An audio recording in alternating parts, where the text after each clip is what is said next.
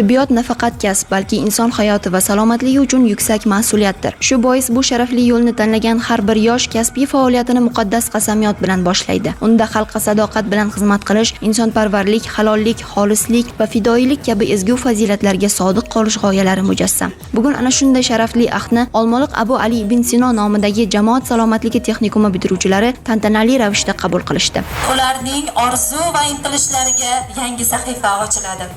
Aziz bitiruvchilar, bayramingiz muborak bo'lsin. Buyuk kasb sari ilk qadam shiori ostida tashkil etilgan tadbirda professor o'qituvchilar, faxriy ustozlar, ota-onalar hamda bilim yurtini tamomlayotgan o'quvchi yoshlar ishtirok etishdi. Tadbirni texnikum direktori Mahmud Saimov ochib berib, bitiruvchilarni samimiy muborakbod etdi va bo'lajak tibbiyot xodimlariga kasbiy salohiyatlarida ulkan muvaffaqiyatlar, xalq salomatligi yo'lida fidokorona xizmat qilishlarini tiladi. Siz nihoyatda eng qiyin kasbni, mashaqqatli kasbni, shu bilan birgalikda sharafli kasb tanlagansiz.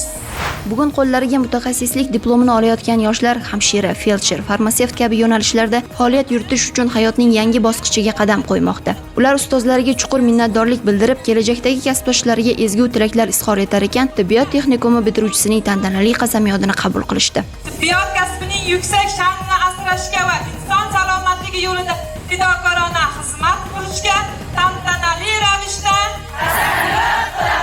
bitiruvchi yoshlarimiz bitiruvchi qasamyodini aytib o'tdilar. Barcha ustozlari, texnikum ma'muriyati tomonidan aziz bitiruvchilarimizga omad, zafarlar tilandi. Kelgusida mana shu yoshlarimizga mutaxassislik ishlarida ulkan zafarlar tilaymiz. Hamisha yuzlari yorug' bo'lsin, oq xalatlarga hech qachon dog' tushmasin, yurtimiz tinch, osmonimiz musaffo bo'lsin. Mana shunday bayramlar davom etsin.